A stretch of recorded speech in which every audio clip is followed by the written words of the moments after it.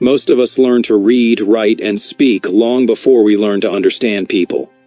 We figure out grammar, but we never get a manual for motives. By the time we hit adulthood, we discover something nobody warned us about. Every room has a silent game running in the background. People smile while hiding frustration. They help while expecting favors. They compliment while competing. They ask questions that are actually hints and offer advice that pushes their own interests. Even the people we love sometimes move in ways that confuse or stress us. And for a long time, we assume it's personal. We think we said something wrong, did something wrong, or failed to understand the rules. Then one day, something clicks. The room didn't change, but the way you look at it did. You start noticing patterns, subtle tone shifts, convenient timing, power plays hiding under politeness. A coworker who just wants to help only when your project succeeds. A friend who vents but never listens. A family member who gives warnings that sound more like wishes. Once you see these things, you cannot unsee them. But here's the beautiful part. Once you recognize the game, you stop being a pawn in it. This is what social chess is about. It is not manipulation, and it is not paranoia. It is awareness, balance, and emotional intelligence put into action. It gives you clarity in moments when others get flustered. It lets you move calmly through conversations that used to drain you. And the best part is that you don't have to perform, push, or fight. You simply learn to see the board, understand the pieces, and make moves that protect your peace and your goals. This video breaks the game down piece by piece, showing you how to deal with hidden agendas and social strategy without sweating, stressing, or falling into overthinking. 1. Understanding the social game. The invisible rules everyone feels but nobody mentions. Every social environment, whether at work, among friends, or inside a family, runs on unspoken rules. These rules shape how people behave, who gets listened to, and who ends up silently doing all the emotional labor. The tricky part is that almost nobody says these rules out loud. Instead, we're expected to just know them. And when we don't, people respond with confusion, irritation, or passive disappointment. Recognizing these invisible rules is the foundation of social chess. Once you see them, the fog lifts. In most spaces, these rules revolve around expectations. Who speaks first? Who stays quiet? Who takes responsibility? Who gets credit? Who leads? And who follows? People watch others to learn these hierarchies, and once they adopt them, they rarely question whether the rules are healthy or fair. Many people follow these expectations automatically even when they don't align with their values. The challenge is that these rules are rarely logical. They're emotionally driven, shaped by habit, fear, ego, and comfort. So when someone behaves in a way that makes no sense on the surface, the underlying rule often explains it. Social chess requires you to look beneath the behavior and ask, what rule is this person following that they never said out loud? Why some people play harder than others? Not everyone participates in the social game with the same intensity. Some treat it lightly and prefer direct communication. Others treat it like a survival sport, constantly watching, evaluating, and positioning. Their intensity usually comes from past patterns. If someone grew up being ignored unless they competed, they'll see every room as a competition. If they learned that honesty led to conflict, they'll avoid directness. If they gained approval by being helpful, they'll overextend themselves hoping for validation. Some people also play hard because they love control. They feel safer when they control the narrative, the interaction, or the emotional tone. This doesn't always come from malice. Sometimes it is insecurity wearing a confident mask. Other times it is ambition disguised as politeness. Their energy may feel intense, calculated, or heavy, and you can sense when their presence shifts the entire room. Understanding who plays hard and who plays loose helps you plan your strategy. A direct, calm approach works with straightforward people. With indirect people, you focus on patterns instead of words. With competitive people, you stay neutral instead of feeding the rivalry. Social chess is less about reacting and more about identifying what type of player you're dealing with. Seeing the board instead of the pieces. People often get stuck reacting to individual moments instead of looking at the full dynamic. They focus on a rude comment, a strange tone, or an unexpected favor without noticing the larger pattern behind it. Social chess teaches you to zoom out. One move does not define the game. The sequence does. For example, if a coworker interrupts you once, it might be an accident. If they do it every meeting, it's a tactic. If a friend vents once, they may need support. If they always vent, never listen, and only appear when they need something, that's a role they expect you to fill. Patterns tell the truth more clearly than words do. Seeing the board means stepping into an observer mindset. You stop jumping into emotional reactions, and instead watch how things unfold. You ask questions like, what always happens when this person gets stressed?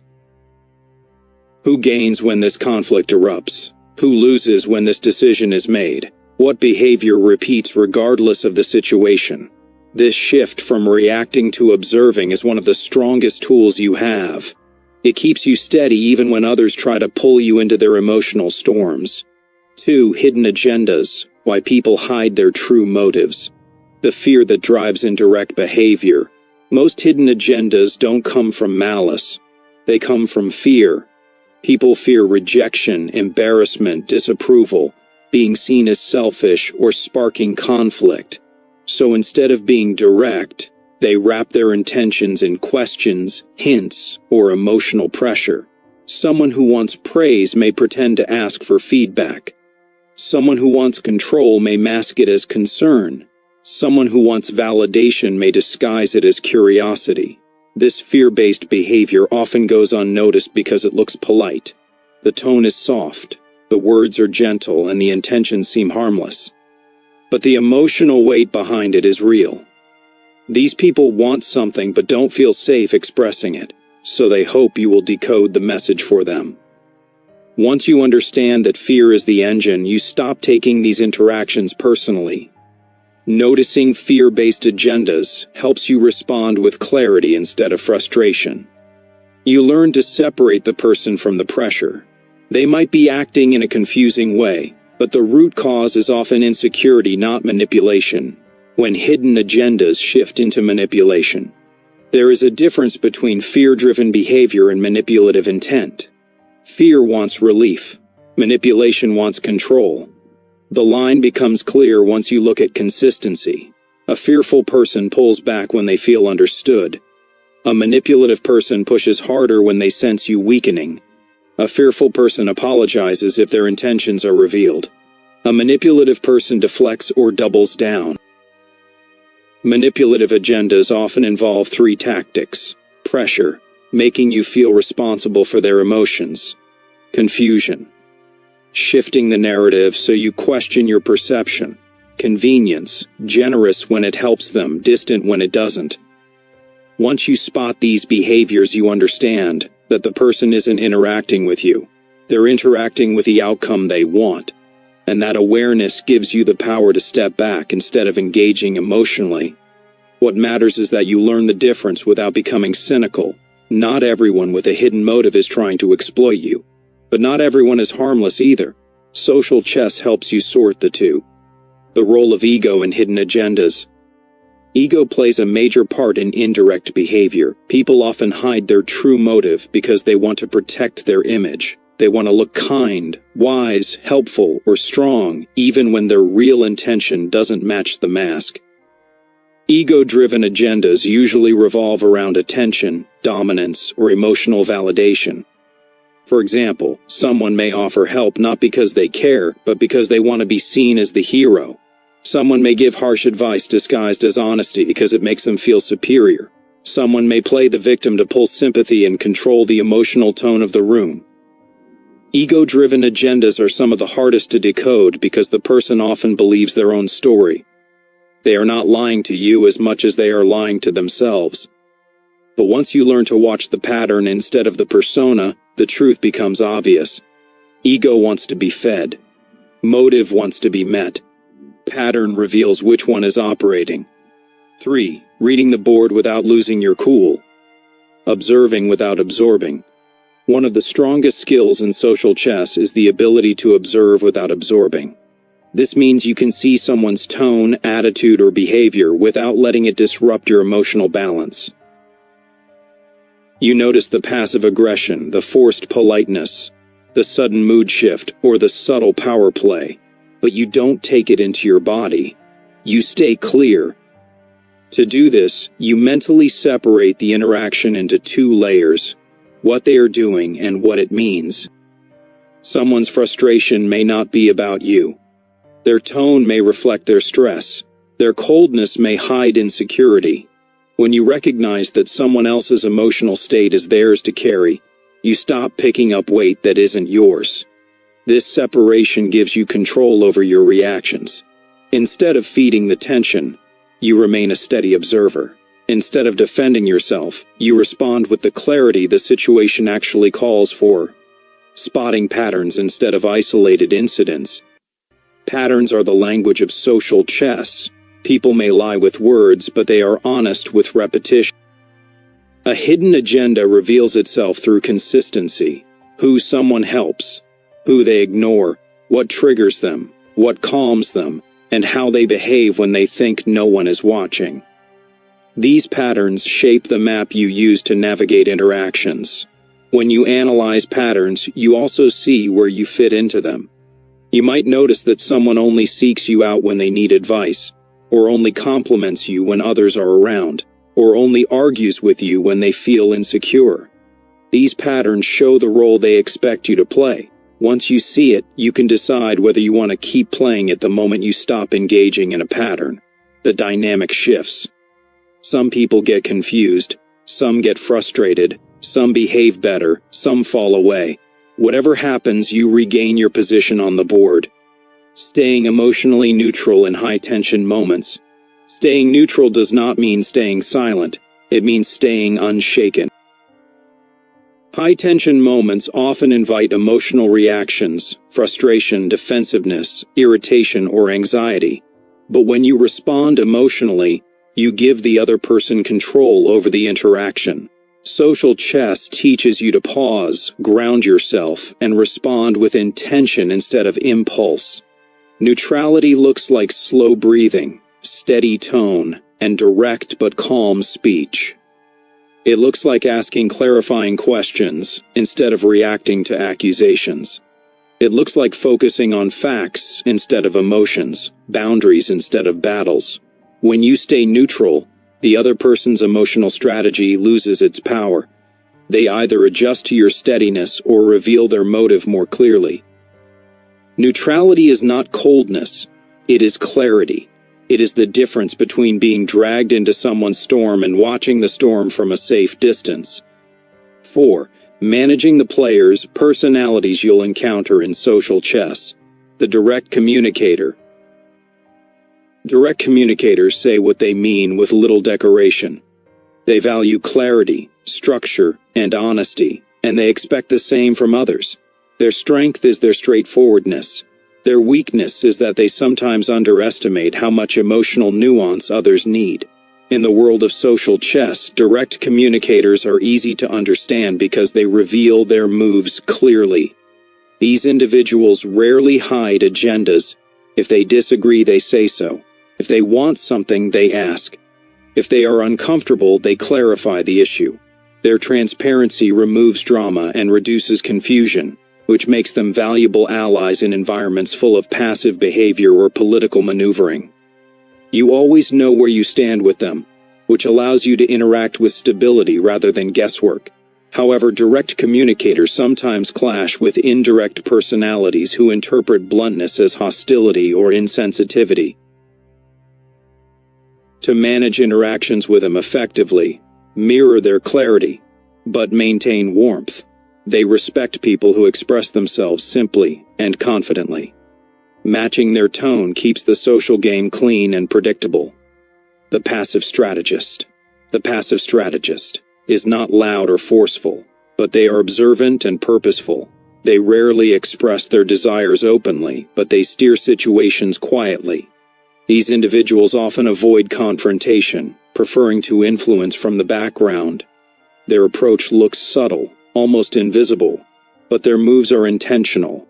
They protect their interests by working around resistance instead of pushing through it. Their agenda is usually tied to comfort and emotional safety. They dislike conflict and rely on implication rather than direct statements. Instead of saying, "I need help with this," they drop hints. Instead of admitting frustration, they create distance. Instead of confronting someone directly, they may involve a third party. Understanding them requires watching patterns rather than listening to words. Working with a passive strategist requires patience and awareness. Asking direct questions helps uncover their true motives, but these questions must be gentle to avoid triggering withdrawal. You treat them like someone navigating a fragile path, steady, calm, and straightforward without pushing too hard. Once they feel safe, they become easier to read and more cooperative. The power player. Power players treat social spaces like competitive arenas. They track status, influence, and advantage. They push for control in conversations, decisions, and group dynamics. They want to shape the outcome, direct the flow, and remain in a dominant position. Some power players are charismatic leaders. Others operate through pressure, subtle intimidation, or strategic alliances. Their hidden agendas are often tied to reputation, authority, or recognition. They want to be seen as competent, respected, or admired. When they help, it often benefits them. When they challenge someone, it protects their position. When they compliment someone, it may be a test or a setup. This does not mean they are malicious, but it does mean they think in terms of leverage. To manage power players, you must stay calm, confident, and firm. They respect strength, clarity, and boundaries. If you show hesitation, they may push harder. If you match their intensity with control and composure, they adjust. The key is to stay neutral, not competitive. You are not trying to beat them. You are showing that you cannot be moved easily. 5. Setting boundaries without creating conflict. Why boundaries feel hard but matter more than you think. Boundaries often feel uncomfortable because they challenge the roles people expect you to play. If someone is used to you always saying yes, your no feels like a sudden shift in the script. If someone is used to you carrying emotional weight, your refusal unsettles them. This discomfort makes boundaries emotionally difficult, even when they are logically necessary. But boundaries are the backbone of social chess. Without them, you lose position. You fall into roles you never agreed to. You absorb responsibility that isn't yours. You give energy to people who drain you. Boundaries protect your time, your emotional clarity, and your mental space. They let you stay in the game without being consumed by it. The important part is understanding that boundaries don't exist to push people away. They exist to create healthy distance where clarity can grow. Once boundaries are established, relationships become cleaner and more balanced. People begin to approach you with more respect because you train them to treat you fairly. How to set boundaries without apology or hostility. Setting boundaries doesn't require a harsh tone or dramatic speeches. The most effective boundaries are calm, simple, and direct. Instead of explaining every detail, you state your needs clearly. Instead of defending your decision, you repeat your boundary with patience. Instead of raising your voice, you control the rhythm of the conversation. For example, instead of saying, "I can't believe you always depend on me, I'm tired of it," you say, "I can help tomorrow, not right now." Instead of saying, "Stop dragging me into your issues," you say, "I'm not able to discuss this topic today." Instead of defending yourself when someone tries to guilt trip you, you say, "I understand how you feel, but my decision stays the same." This approach removes emotional fuel from the interaction. You don't attack, you don't justify, you don't argue. You create a wall of calm clarity that the other person must adjust to. This is the essence of social chess. You control your side of the board and let others react to your steady moves. Holding boundaries when people push back. Most people test boundaries, especially if the old dynamic benefited them. They may guilt trip, argue, minimize your needs, or pretend they didn't hear you. This pushback is normal. It does not mean your boundary is wrong. It means the pattern is changing, and they feel the shift. When someone pushes back, your primary goal is consistency. Repeat your boundary without changing the tone. Do not explain, debate, or raise your voice. The moment you argue, you re-enter the emotional game you're trying to avoid. Instead, keep your tone steady and repeat the same message. You're teaching them how to treat you by showing them you won't step backward. Once you hold the boundary long enough, people adapt. Some strengthen the relationship because the dynamic finally becomes fair. Some drift away because they no longer benefit. Either way, you win clarity and peace, which are essential advantages in social chess. 6. Staying emotionally intelligent in competitive or tense environments. Emotional control as a strategic advantage. Emotional control is one of the strongest forms of power because most people don't have it.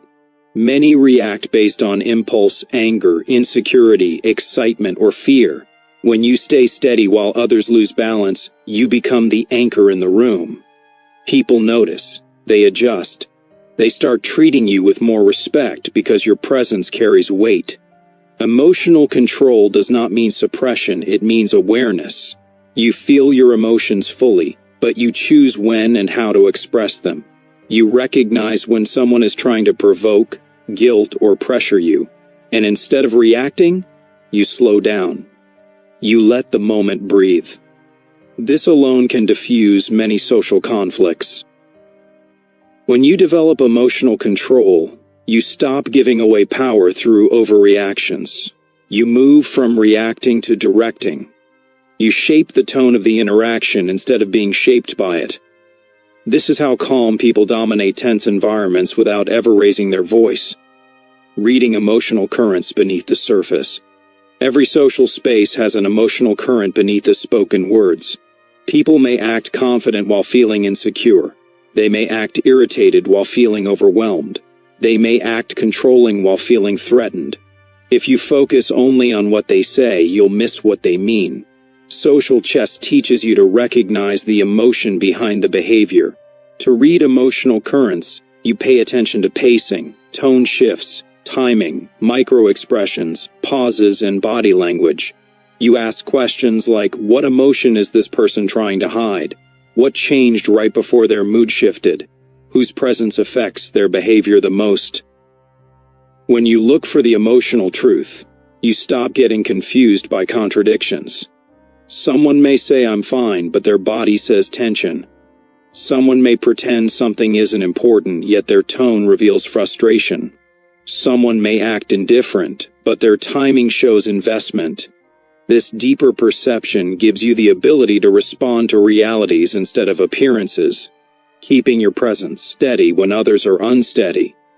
When people around you act unpredictably, the worst thing you can do is match their chaos. Stability is a power move. It signals that your emotions and decisions are not controlled by the behavior of others. This doesn't mean you stay silent. It means everything you say comes from clarity, not reaction. To keep your presence steady, you slow your speech slightly, breathe deeper, and maintain relaxed posture. These physical signals send messages both internally and externally. Internally, they calm your nervous system. Externally, they communicate confidence and grounded energy. Most people subconsciously adjust their own tone to match yours. Steadiness is contagious. When you maintain it, conversations become clearer, conflicts lose heat, and manipulative tactics lose their power. You show that while others may play loudly, you play wisely. 7. Making strong moves without making enemies. Playing smart instead of loud. Making a strong move in social chess does not mean being aggressive, it means being intentional. Loudness gets attention, but intelligence gets results. When you make decisions with clarity instead of emotion, you shift the energy of the entire conversation. People notice when you act from purpose.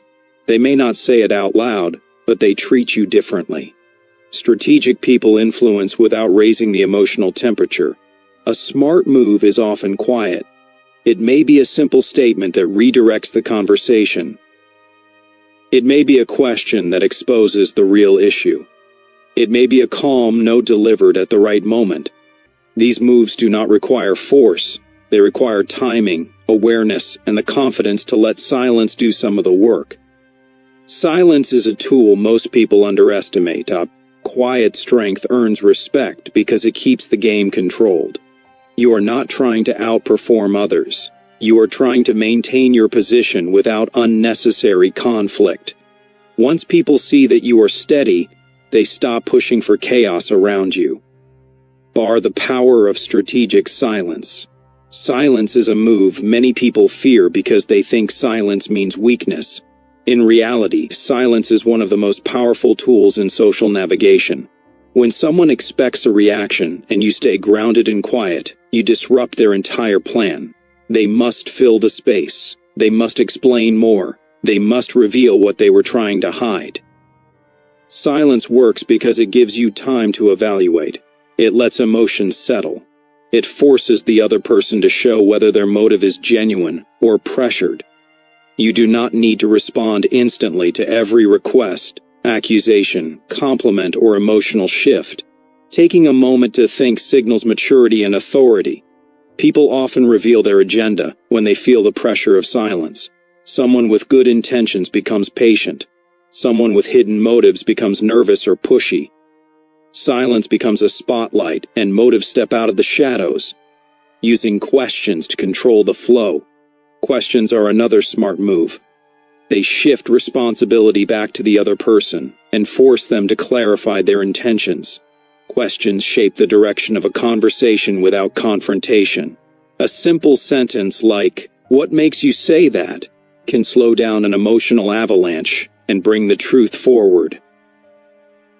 The goal is not to interrogate, the goal is to guide. When someone acts unpredictably, questions slow them down. When someone pushes for a decision, questions reveal their urgency. When someone hides their true motive behind polite wording, questions peel back the surface. You are helping them define their move so you can plan yours. Questions keep the conversation grounded in logic and away from emotional manipulation. They give you space to think while placing the emotional responsibility where it belongs.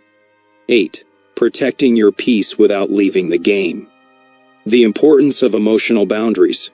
Protecting your peace does not require cutting everyone off. It requires emotional boundaries. These boundaries separate your internal world from external noise. You can care about people without carrying their stress. You can listen without absorbing. You can help without losing yourself. Emotional boundaries allow you to participate in social life without being drained by it.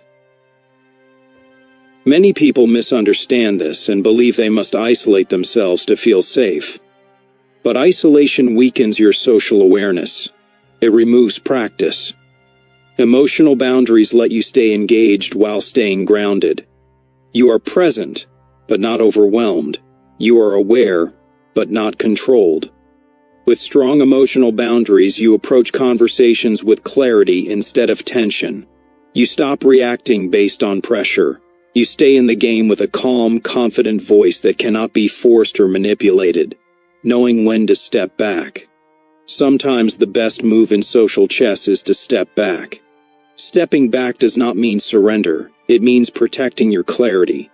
If a conversation becomes too charged, stepping back resets the dynamic. If a person consistently brings negativity, stepping back protects your energy. If a situation feels too chaotic, stepping back helps you observe the pattern from a safe distance. Stepping back gives you perspective.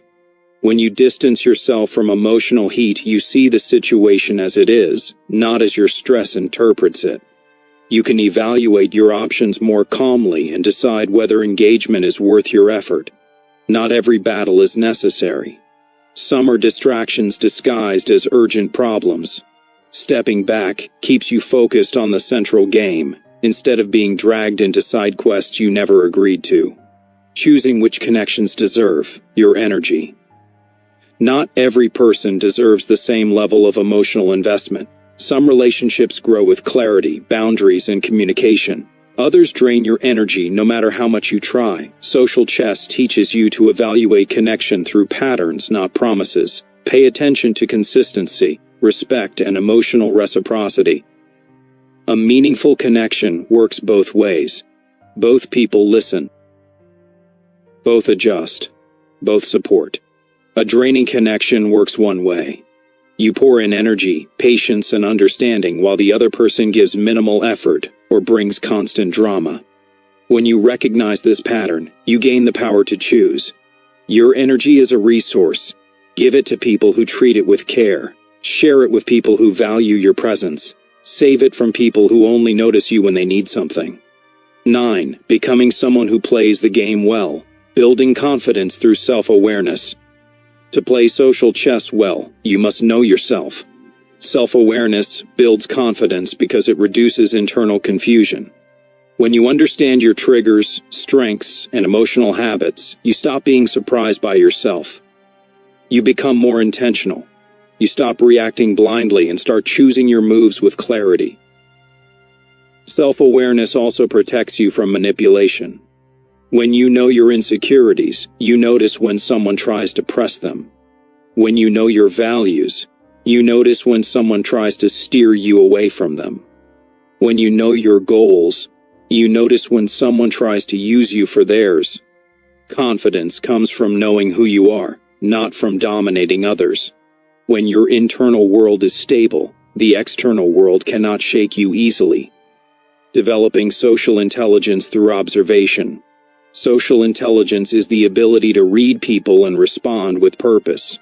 It is not about analyzing every detail. It is about noticing what matters. Tone shifts, timing, emotional patterns, repeated behaviors. These clues reveal far more than words.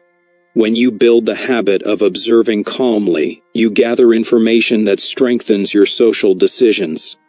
Observation teaches you how people operate.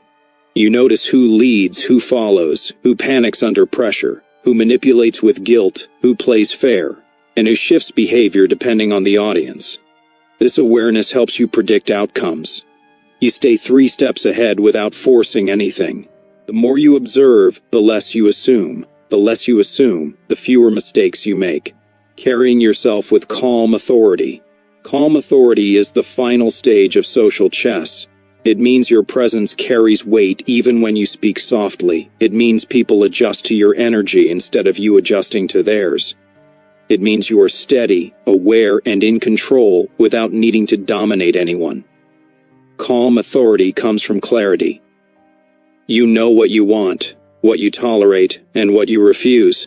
You speak clearly. You listen carefully. You move with intention. You stay emotionally stable even when the environment is tense. People respect this because it makes them feel grounded around you. When you carry calm authority, you win without fighting. People trust you. People think twice before pushing you. People look to you when things get complicated. You become the person who reads the board, understands the players, and navigates the game without breaking a sweat. Conclusion. Social chess is the game most people never realize they are playing, yet it shapes every conversation, every relationship, and every environment.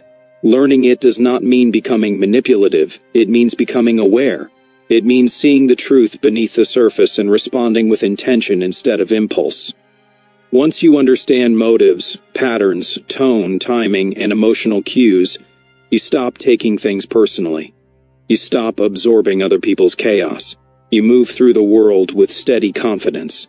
What makes social chess powerful is that the strongest moves are usually the calmest.